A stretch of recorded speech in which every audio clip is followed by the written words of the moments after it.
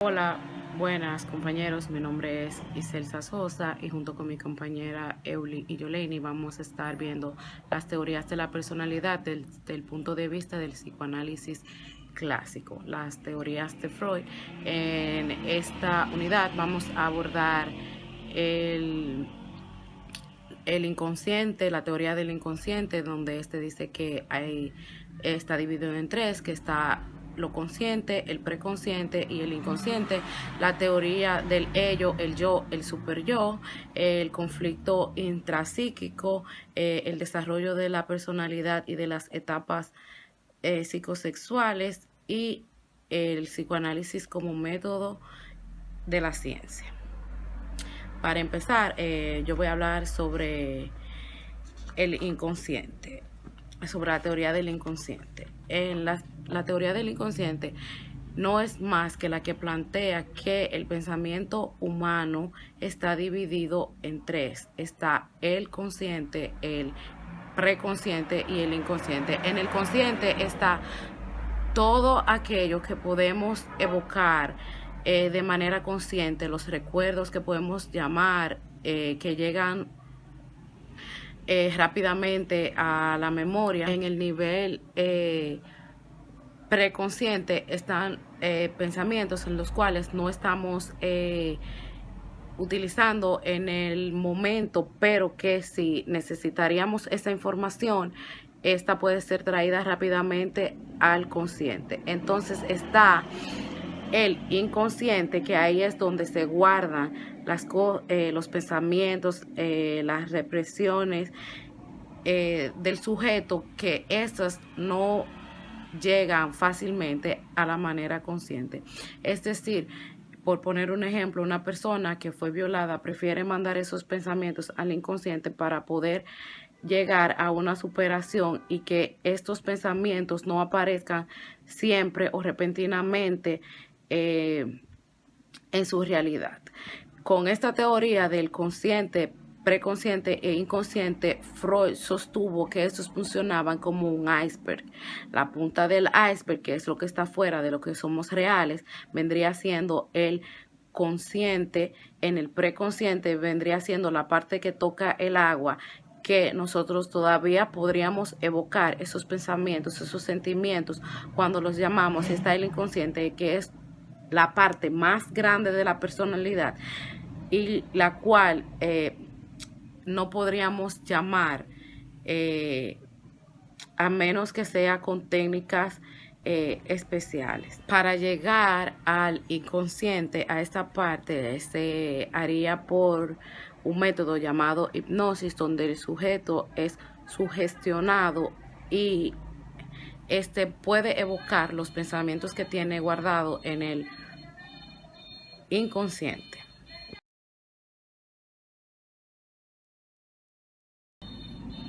La enfermedad más conocida del inconsciente es la psicosis, que de estos pensamientos negados, estos procesos cognitivos que están en el inconsciente, este sufrimiento se podría manifestar mediante la psicosis, provocando alucinaciones,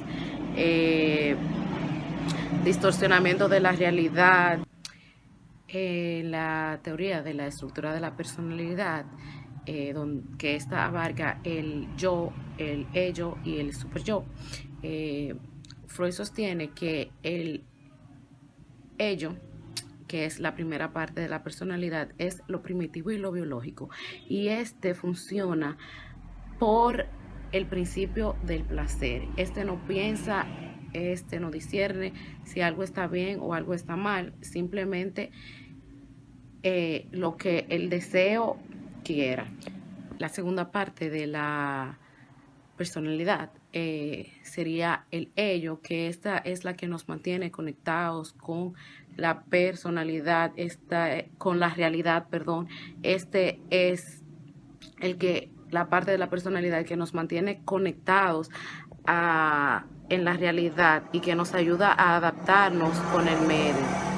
En el la persona puede esperar, no es tan desesperante ni busca complacer los deseos, tanto como en el ello, puede esperar la gratificación, puede trabajar para conseguir lo que se desea y poder esperarla, a diferencia de el ello. Y en el super yo vendría siendo como la parte afable de la personalidad. El super yo nos ayuda a mantenernos conectados con la realidad, a seguir las reglas, a estar dentro de los parámetros sociales, a tener restricciones familiares y con la sociedad. Este nos genera la culpa de hacer algo mal. Entonces tenemos que el yo vendría siendo como el punto intermedio entre el super yo y el ello, porque el ello es instintivo y el super yo actúa bajo las reglas sociales y las normas.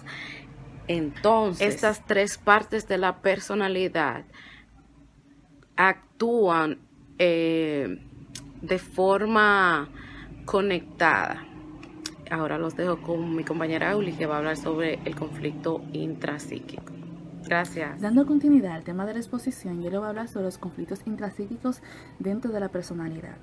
Esos conflictos intrapsíquicos se dan porque el ello y el superior no siempre interactúa de manera amigable, y es que el ello sobrepone sus deseos impulsivos, mientras que el superior amenaza con sentimientos de culpabilidad en caso de que se lleven a cabo los impulsos del ello, o en caso también de que amenace con la vida del individuo y el mundo real. Es por eso que el yo interactúa como un mediador entre ambos, haciendo así que haya un equilibrio entre ellos, pero tomando en cuenta que no siempre el yo tiene éxito en esto, ya que a veces los impulsos y deseos del ello son los que predominan, y en otro caso los sentimientos de culpabilidad del yo pues son los que predominan. Por eso es que se da un desequilibrio entre ambos. Para expresar mejor esa teoría sobre los conflictos intrapsíquicos de la personalidad, Freud propuso la hipótesis de En la la hipótesis de la energía. energía, Freud afirma que los pensamientos inaceptables o impulsos requieren de energía. Esto es cuando los pensamientos se van a llevar a cabo, requieren energía psíquica. Y mientras más energía se invierte en el conflicto intrapsíquico, pues menos disponibilidad habrá para tratar con la realidad actual. Dentro de esto, el individuo presenta lo que es la ansiedad, y existe dos fases, la ansiedad neurótica y la ansiedad moral. En el ello se da la ansiedad neurótica y señala que los impulsos del ello pueden influir y ser expresados, mientras que en el yo, él fracasa en su tarea de adaptarse a la realidad y de mantener una personalidad pues íntegra. Mas sin embargo, en el superyo, esta actúa una ansiedad moral e indica el temor que el propio superior, el propio superyo, pues responda con culpa a los impulsos del ello, provocando así pues la ansiedad y la desadaptación del yo. Una vez dada pues estos conflictos intrapsíquicos del individuo, este crea lo que es unos mecanismos de defensa, y esta es una estrategia empleada por el yo para resolver sus conflictos intrapsíquicos del ello y del superyo. Se adopta si la expresión directa del impulso del ello es inaceptable para el impulso del superyo. Dentro de estos mecanismos de defensa nos encontramos estos siguientes 8. En primera instancia tenemos la negación, donde el individuo no se da cuenta de algunos aspectos de la realidad o del mismo dolor que provoca la ansiedad. Aquí vemos un hombre que no reconoce y niega que el fumar es el causante de muchas de sus enfermedades. Por otra parte, tenemos la formación reactiva, que es un impulso que no se acepta y es reprimido y opuesto. Se desarrolla de manera exagerada. Aquí tenemos, por ejemplo, un niño que odia a su hermana menor, pero ese sentimiento de odio lo reprime diciendo que ama a su hermana. En la proyección, aquí ante el propio impulso inaceptable de la persona, se piensa en cambio que pertenece a alguien más. Por ejemplo, un individuo tiene deseos de robar, pero su sentimiento ético, el super yo, le impide pensar en robar. Entonces él proyecta su impulso inaceptable a otra persona, yo, por ejemplo, digo, yo quiero robar, entonces yo afirmo que veo a otra persona que está robando. En el desplazamiento se hace una distorsión de objeto de impulso. Aquí tenemos el caso de un niño que está enojado con su padre, pero entonces en su moral de su yo, este admite el enojo, lo reprime el enojo y lo desplaza hacia otra persona. En esta afirma que no odia a su padre, sino que odia a su hermano. Más adelante nos encontramos con la identificación, donde es el proceso de pedir prestada o fundir la identidad de uno con aquella de alguien más. Este es un mecanismo de defensa muy natural y que ayuda mucho en el desarrollo del individuo, ya que pues los niños se identifican con la identidad del padre y las niñas se identifican con la identidad de la madre. En el aislamiento, los pensamientos relacionados con alguna ocurrencia dolorosa son distorsionados de otro pensamiento y por tanto pues no se recuerdan. En el razonamiento se involucran razones plausibles pero falsas a una acción para disfrazar los motivos verdaderos. Aquí vemos el ejemplo de un padre que le da pues una pela al niño, él lo corrige y dice que es para educarlo, pero esa puede ser una razón pues falsa y la razón verdadera puede ser que el padre se sentía pues reprimido con el niño. Más de adelante tenemos la intelectualización, que esta previene el conocimiento claro, sin distorsiones, de un impulso a través de una explicación excesiva o distorsionada. Concluida, en las fases de defensa del individuo nos lleva a lo que es la sublimación. Esta es la forma más aceptable y saludable de tratar con los impulsos inaceptables y ocurre cuando el individuo encuentra una finalidad y un objeto socialmente aceptable para expresar un impulso inaceptable. Es decir, después que se da el conflicto intrapsíquico del individuo, después pasa a los mecanismos de defensa. Ahí es que él tiene pues una finalidad que es aceptable. Ahí es que logra como que hacer un equilibrio entre el ello y el superior. Freud afirma que las personas creativas retienen la habilidad perdida para la mayoría de nosotros y accede al mundo de la fantasía del ello. También afirma que la gente creativa es capaz de describir la regresión al servicio del yo. Para expresar mejor su teoría, Freud propone el desarrollo de la personalidad, donde él afirma que el desarrollo de la niñez pues, es un detonante muy importante en el desarrollo de la vida adulta de cada individuo. En el desarrollo de la personalidad pues se involucra una serie de conflictos entre el individuo, quien quiere satisfacer sus impulsos instintivos, y el mundo social, es decir, especialmente más en su familia, el cual restringe estos deseos. Dentro del desarrollo de la personalidad, Freud propuso 5 etapas psicosexuales del individuo, mejor conocida como fases psicosexuales. En la primera fase encontramos la fase oral, que se da desde el nacimiento del niño hasta los 12 meses. Y durante esta fase, la zona erógena es la boca y las actividades placenteras. Aquí el niño comienza a tener actividades placenteras, centrándose en la alimentación. Aquí se da el mamar, succionar leche del seno de la madre. Más tarde, dentro del un año hasta los 3 años, se da la fase anal y el niño se experimenta, el placer del niño experimenta una parte diferente del cuerpo. Aquí es el ano y es el deseo por controlar sus movimientos intestinales. O sea, es la demanda del entrenamiento para ir al baño de manera voluntaria, donde él pues retiene las heces y al mismo instante pues luego las expulsa, pero ya de manera voluntaria del niño. En la etapa fálica, esta comprende de los 3 a los 5 años, el área erógena del cuerpo es la zona genital. Aquí refleja una convicción del falo, o sea del pene del niño. A Freud es muy criticado por esta fase porque se le juzga como falocéntrico, afirmando así que el único órgano genital es el pene y que la niña desea tener un pene y en consecuencias no lo tiene. Entonces él afirma que la niña es, o sea, una niña con pene, pero con pene castrado, un pene ausente. Ya por esta razón es muy criticado. Y el deseo del niño por el placer sexual se expresa en la masturbación. Aquí en esta fase existe un conflicto que es el conflicto de Edipo y el conflicto de Electra, donde el conflicto de Edipo es cuando el niño pues quiere matar a su padre y reemplazarlo como la pareja sexual de su madre, mientras que en el conflicto de Electra se da que la niña quiere matar a la madre y reemplazarla como la pareja sexual de su padre.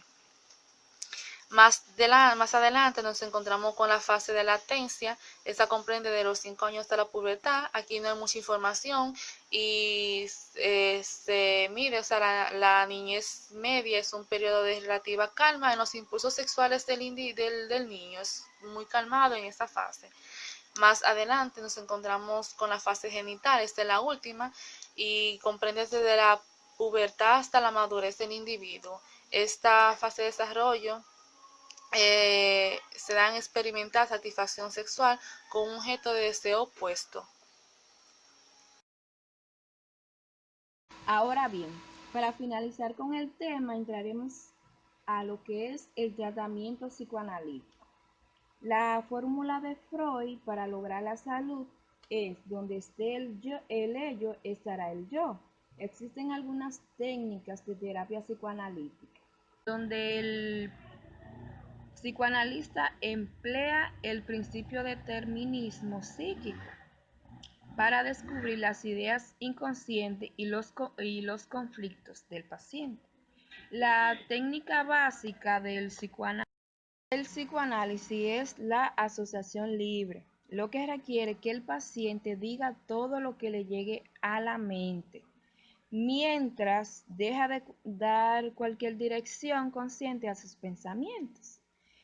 Al surgir sentimientos enterrados del inconsciente, se le llama catarsis. Estos sentimientos incluyen el temor y el dolor. Con frecuencia acompaña el recuerdo de lo olvidado.